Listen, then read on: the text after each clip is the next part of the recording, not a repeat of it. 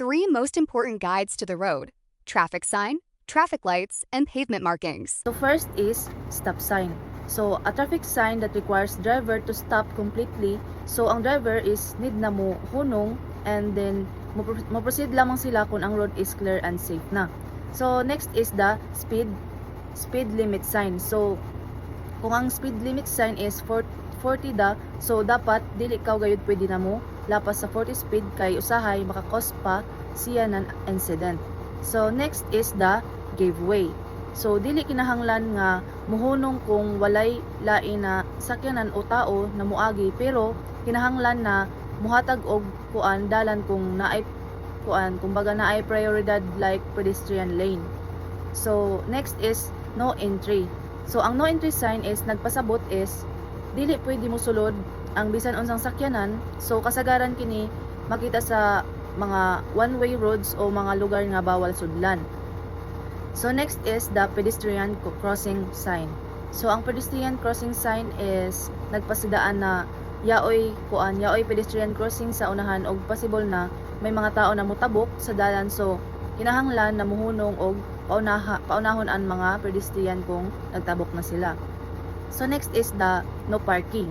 So ang no parking sign is nagpasabot na bawal iparada ang sakyanan sa lugar kung hain may yakabutang na no parking sign. So dapat sundon nimo ang traffic sign para malikayan ang multa.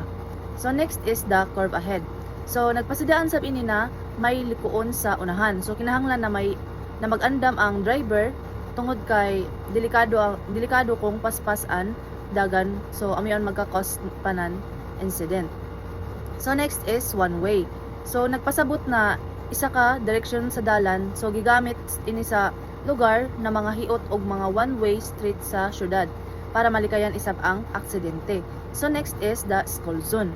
So ang school zone sign nagpasidaan na may eskwelahan sa unahan og possible na may estudyante na mutabok or gapanaw sa dalan sa dalan. So dapat hinahinay lang ang dagan og sundon isab ang speed limit sa school zone. So next is no U-turn. So ang no U-turn sign is gigamit sa mga lugar kung diin delikado o dili angay nga mag U-turn. So dapat sundon ang traffic sign para isab malikayan ang aksidente o paglapas sa balaod. So next is the traffic light signal.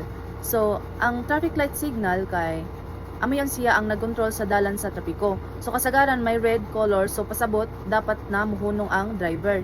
Then ikaduha is color verde. So pasabot mugo na. So ang yellow is pasabot siya is like mag-andam. So gamiton ini sa mga intersection o sa kanto para masiguro masiguro nga hapsay ang dagan. So malikayan sab ang mga yung mga magbangga. So ug masiguro ang kaluwasan isab sa tanan. So next is the pavement markings. So ang single broken yellow line is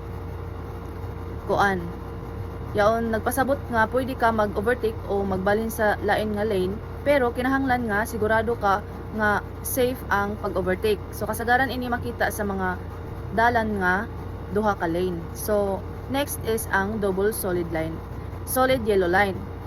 So kay nagpasabot nga dili gayud ka pwede mag-overtake kay bisan unsaon, kay ang solid yellow line nagpasabot nga delikado gid kadayo ang pag-overtake. So kasagaran kini gibutang sa mga lugar na lisod makita ang unahan sama sa mga kurba. So next is the solid white line. So ini bawal kaw yaon magpuli-puli nan agihan. So dapat stay da kaw sa imo lane kung hain kaw dapit.